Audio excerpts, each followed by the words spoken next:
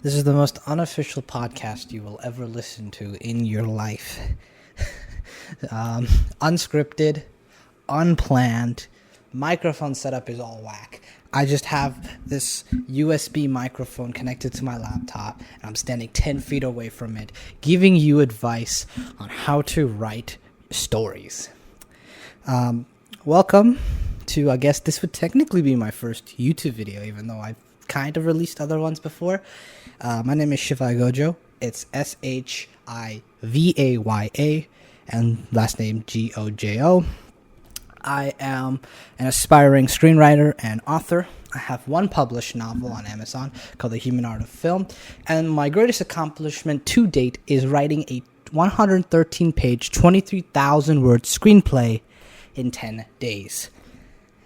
And with that, I realized that is probably single-handedly the greatest accomplishment I will ever achieve in my life.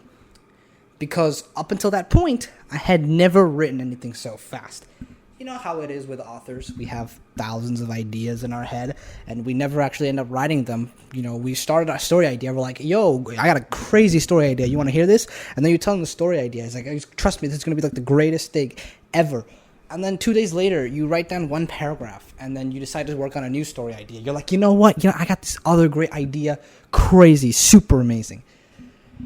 I struggled with that for about 4 years, which is why, despite the hundreds and hundreds of ideas in my head, I only have one published book, which is why I only have 2 manuscripts finished. That too, one of them is filled with typos.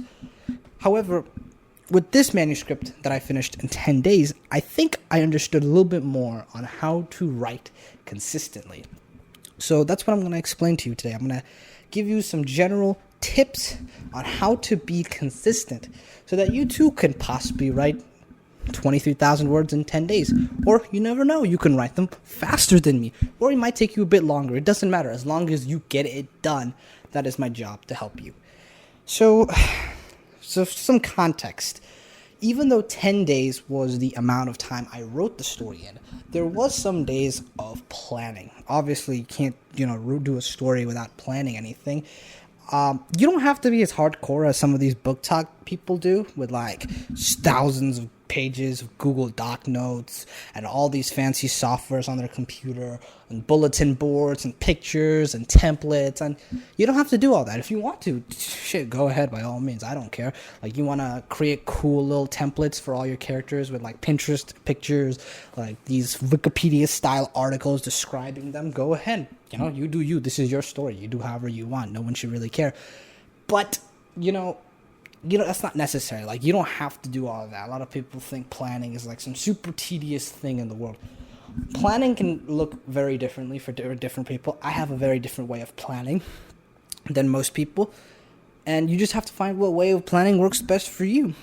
So, before the 10 days of writing, I had maybe 3 to 4 days of actual planning. Now, planning for me was sort of just sitting on my bed and thinking of ideas. That's literally the extent to my planning. I had one page on my phone notes app where I took down ideas. And what I normally do is, because my phone screen is so goddamn tiny, and it's like hard to write like a proper word. Like, I can't even write the name Oscar properly on my phone. It's so hard to do that because I try to type fast. The thing I would do is I would just turn on transcript diction on the phone and just start talking. Or if you have voice memos, just start talking on your voice memos. And so I would just talk all my ideas down, kind of like I'm doing right now on a podcast. Basically, think you're in a podcast and just write down all your ideas or speak them. That way you have them for future keeping. Now, these ideas are not fleshed out by any means. Half of these ideas are tidbits of random things I have in my head, like random character scenes or, small descriptions of a character. Like, for example, it's like, hey, this character's favorite song is this, this, and this. He wears this type of clothing. Oh, he drives a Bentley. He doesn't. No one in my story drives a Bentley because I couldn't afford a Bentley to write in my story. Anyway, these small things could be on your notes. Also bigger things like plot ideas. Like, hey, the basic premise is this. There's going to be a plot twist at this part of the story, or the ending is going to be like this, and the introduction is going to be like that. You can think of that as well in your ending. But the most prominent things in my planning notes are scenes.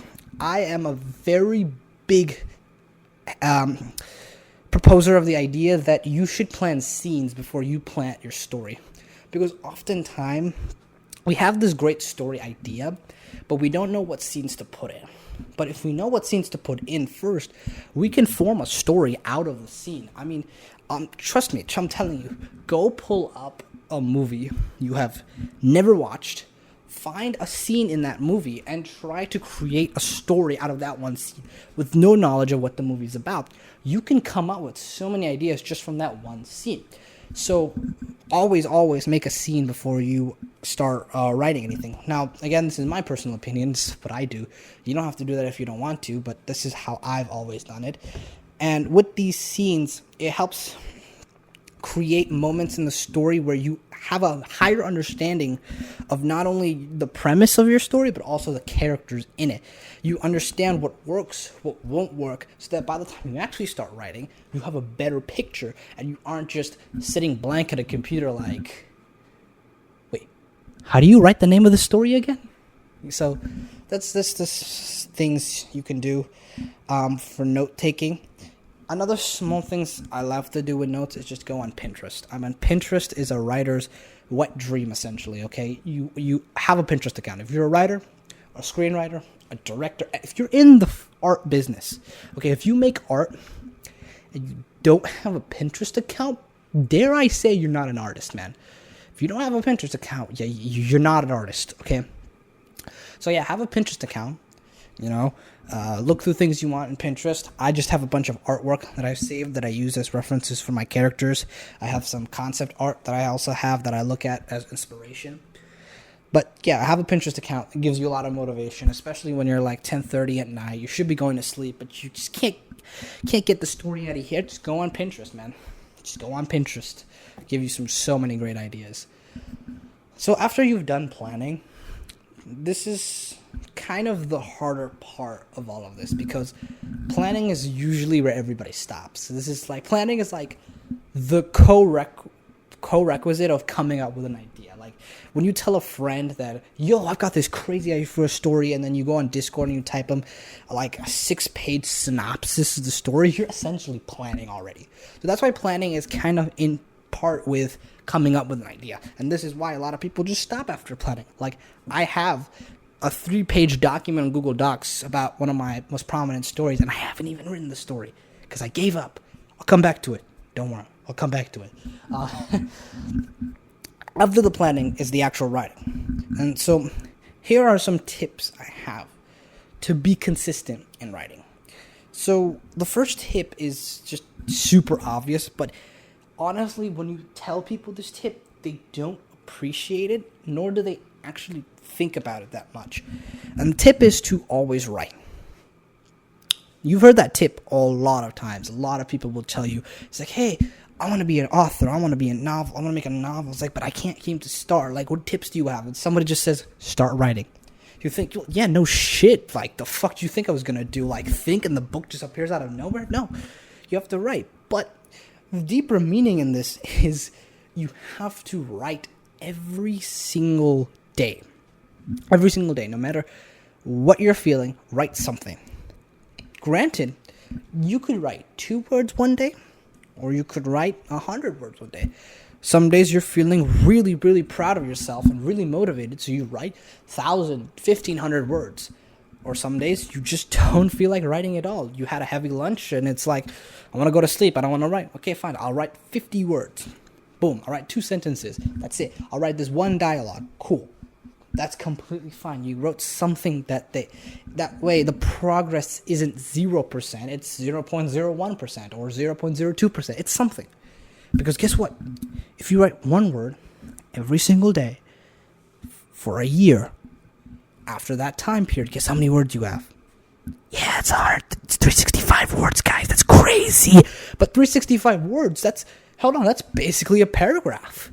Shit, who cares it took you 1 year to write a paragraph? You wrote a paragraph versus the guy who didn't write anything for a year. Guess how many words he has? Oh, 0. Crazy, right? So you tell me, what's more, 365 words in a year or 0 words in a year? So that's the tip. Just write something every single day, no matter what you wrote. It doesn't matter if you wrote the fucking title, okay? You wrote the title of the novel. You wrote the author name. You said, by Shivaya Gojo. Boom. That's all I wrote today. 3 words. That's amazing. You wrote 3 words. It's more than anyone's ever written before. Okay? Trust me. Write every single day. Stephen King said that he wakes up and he writes 6 pages of clean document. Wait, that's not the right sentence. Anyway, he writes 6 pages. Clean 6 pages that he can use in his manuscript every single morning.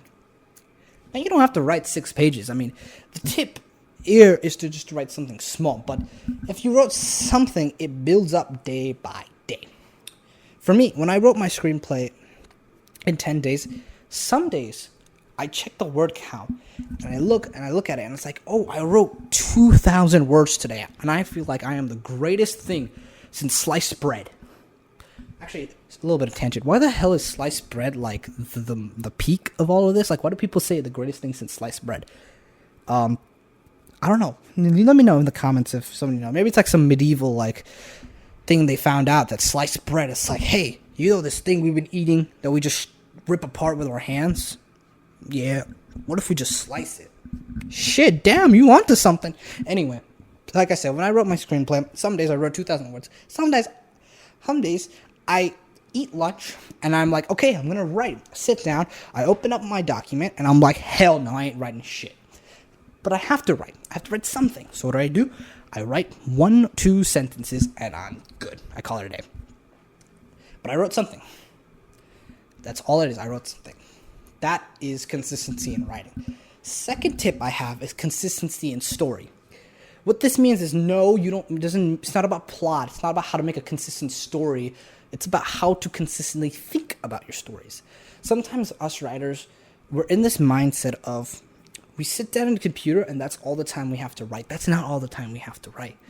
We have 24 hours in a day. Assuming you sleep for 8 hours, you have 16 hours a day. Assuming you work for another 8 hours, you have 8 hours in a day. Even during work, you might get a 30-minute break. You might get a 45-minute break. You might have 15 minutes between calls. Those small moments you have, think about your story. Think about the scenes in your story. Think about the characters in it. Because they'll help flesh out the depth on your characters a lot more. That way you aren't just using the 2 hours. Now you have 2 hours of writing session plus that 15-minute work break you had. You thought about something that could add a potential layer to your character's backstory. Or during your 30-minute break, you thought about something that'll help your character's development in the climax of the story. Or maybe you just come up with a great idea for a villain while you were driving to work. That's amazing because now you're constantly adding something to the story, and by the time you sit down to actually write it, you have a better idea on what to do. For me, I was always thinking about my stories from when I stopped writing to when I was eating to before I slept to the first thing I woke up to in the shower. The story that I wrote was always on my mind. That was always what I was thinking about. For the book that I've published, The Human Art of Film on Amazon, you can buy it. It's $9.99. Personally, I think that's a bargain of a price. Anyway, for that story that I wrote, I always was thinking about, okay, what will Andrea do next? Okay, what scene will come next? Okay, what problems are they going to face in the story next? How will I resolve these problems? I always thought about that. And how I thought about that actually comes into point number 3 that I want to share with you, and that is act out your stories. People forget that, for especially directors, if you're a director or a screenwriter, you forget sometimes that somebody's going to play that character. An actor is going to pick up the script, they're going to read the lines, and they're going to play them for the screen. So you can't write the story as if somebody isn't going to act it. The same thing goes with novels. You have to understand novels at the end of the day are stories. And stories are going to be read. They're going to be read by another human being who's going to go into Barnes & Noble, buy your book, open it up, read the first chapter, and read the dialogue of your main character. So you can't just have them act, in a way that they don't understand. So the tip for this is to always act out your scenes. Whenever you're not writing, act out interactions between two characters, or say the dialogue as you write them. As when you do that, you'll realize what works in the story, what doesn't. You'll have this idea of, hey, maybe what if I change this line to make it sound a bit better? Or, hey, these two characters sound way too similar. What if I change this guy up? Or, hey, what if I give this guy a Cahoon accent and, Wolverine and Deadpool and Wolverine. It's like, ooh, I'm about to make a name for myself. Like, what if you just do that? You never knew that if you didn't act out your story and you were just writing it with the same voice as you write every other story, with your own voice. But you have to understand, every actor is going to play a character differently, and you have to think about that. Another thing that acting does that really helps is you're now being extremely specific. You get what I mean? You can't act out a vague description. I mean, sure, great actors can. But, when you're acting it out, you're still putting in details. Like, for example, if I told two actors, I painted them a scene. I said, you're in a car, you are stuck in traffic, and your car just broke down, okay? One of you needs to get to Chicago really fast, and the other one needs to get to Chicago to see his sick mother. This is the picture you're going to paint, okay? It's a broad, generic thing, right? It's like a synopsis even. But an actor, when they act it out, what are they going to do? Okay, they're going to do actions. They're going to say dialogue. They're going to, do things in the scene that aren't just that description. So you are now, by acting, doing the specific things in your stories. You are practicing the dialogue. You're doing the dialogue tags itself. If he gulps, or if he huffs, he sighs, he takes a pause in his breath, you're acting that out. And what this will do is when you actually sit down, you have basically a 1-to-1 picture of everything you're going to write down right then and there. Okay, so now you're not looking at a description of an idea. Because I know writers who do this, who they write something and they'll put in brackets, insert fight scene here. I think it's the funniest thing. I've never done that before, but it's just funny. Insert fight scene here. And they'll do that. Or like insert argument here, they'll do that. And then when they come back, they have this vague description they have to go off of. But if you're acting it, that's no longer a vague description. Now you're just, putting down what you said word for word. And the greatest part is if you record yourself acting it, or you, take an audio of it, if it's like a voiceover project, if it's just for dialogue's sake, you now know exactly what the character is going to say. And you're not going to suffer the whole, holy shit, what the fuck am I going to write now? You're not going to think that because you have it on your phone with you. So that is my tip for consistently thinking about your story and also being able to write specific scenes in your story. The fourth thing people struggle with really is motivation. Sometimes, we just don't feel like writing a story. Even though we say, writing is our passion, storytelling is our passion, being an author, being a director, being a screenwriter, that's my dream job. For me, it is. That's my dream job. But sometimes we just don't have that motivation despite it being the thing we've always wanted. And that motivation sometimes kills our ability to write consistently, because it'll sometimes creep down our shoulder one day and say, you're not writing today, buddy. You're not writing today. But you take that motivation, you roundhouse kick them, you spin them around, and you throw them out your penthouse, assuming you live in a penthouse. Otherwise, you just throw them in the oven and have a meatloaf with it. You have to find motivation. Sometimes you can't get it just by living. Somebody isn't just going to come up to you and give you motivation. Sometimes you have to make ways to find motivation. For me, I mentioned this in my book, The Human Art of Film. Stress and discipline are different things.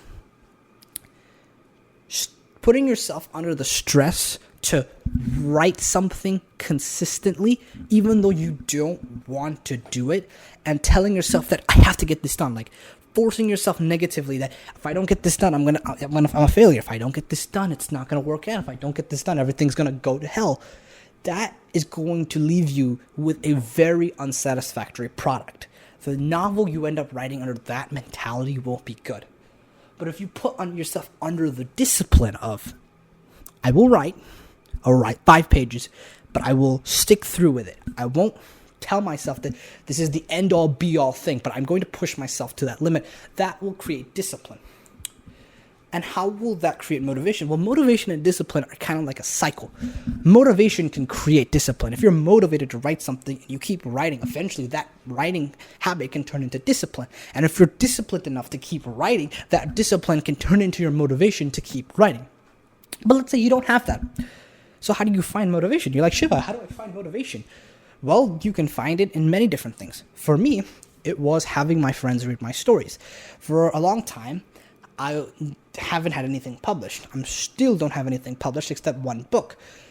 But I would always send whatever manuscript I was working on to my friends, and I would have them read it. And they would read it, they would give me their feedback, and there was like this joy in me when they read my script and they told me all these comments. Like, I wake up tomorrow morning and I'd see like 46 messages from them, and it's just talking about my film. Like, there was a joy of that. And that was the thing that kept me motivated. I sent one time, the book I was reading, I sent the first half of it. And I sent it to my friend. I said, hey, this is the first half done. If you want to read it, read it. Let me know what feedback do you have.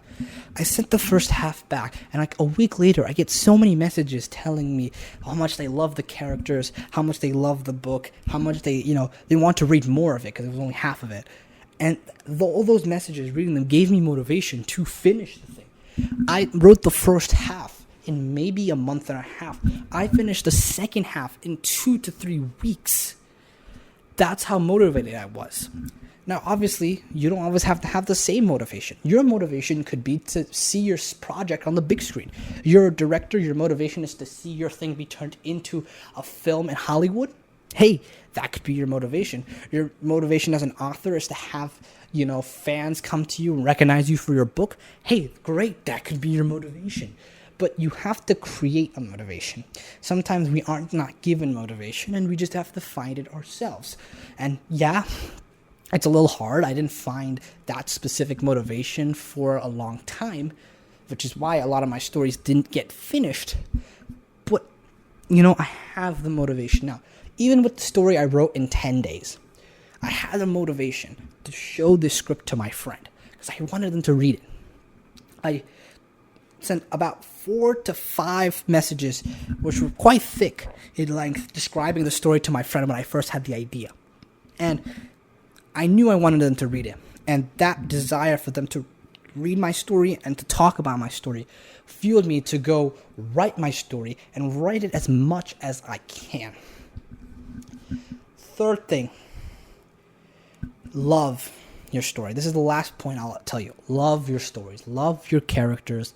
Love what you do. Because when you love what you do, you will do it without question. You will do it no matter how much it pains you, and you will return to it no matter how much you hate it. You might think one day that writing isn't for me. I hate writing. I don't want to write a novel. I don't want to be a director. But if you truly love it, you'll say that one day, and you'll come back the next day stronger than ever, and you'll be like, you know what, fuck this, I'm going to write a novel. Fuck this, I'm going to write 10 pages. You know what, I'm going to pick up a camera, I'm going to record something today. You're going to do that if you truly love something. So always love your projects. Don't think of them as just a book, as just a film. Think of them as your creations. You have the opportunity to create these stories that no one else has created, and you should be grateful for that, and you should be treasuring those stories because that's you who created it. No one else did that. Not your friend, not some Emmy-winning director. You created that story, and you should love every single one of them. I treat all my stories like they're my kids. That is, I inflict insane amount of trauma to all my characters, but that's besides the point. The point is, always enjoy what you do and enjoy the writing process. Because ultimately, no matter what I said, it doesn't matter if you just listen to me yapping for 25 hours. It doesn't matter if, you don't care about my opinion because I only have one book published that has 4 sales. I want to be a screenwriter, but I've never published, sold a screenplay before. It doesn't matter if you don't think I'm qualified to tell this. I think one thing I am qualified to tell you is that to love your story. And that will bring you everything you ever want. If you love your story, it will bring you everything you ever wanted with your story. And that's final. So, if you stick around for the 25 minutes that I was just endlessly talking, I want to thank you because, like I said at the start of this video, this is not a professional podcast by any means. I am not making this as a professional podcast. I am not making this to sell you a course. I'm not making this to sound like I am some Oscar-worthy nominated director. I'm simply doing this because I love film, I love writing, and I love storytelling. And more than that, I want to help other people enjoy the value of storytelling as well. So, I'm Shivaya. I'm an aspiring director, and hopefully the director of your favorite film soon. And this was the No Experiences Podcast. If you liked what I had to say, check out my book, The Human Art of Film, on Amazon. It's $9.99, 5-star reviewed. Only has 1 review, but ignore that fact. And I'd be so grateful that you could support me through that measure. You don't have to subscribe to this channel. You don't even have to like the video. But if you buy the book, I'll love you forever. Just know that. So buy the book. I'll love you for that. Trust me, you will love the book. If you love the Dead Poet Society, that's what I'm saying. If you love the Dead Poet Society, you will love this book. Once again, Shivaya, hopefully the director of your favorite film, probably the writer of your favorite novel. And this is me signing off on the No Experiences Podcast.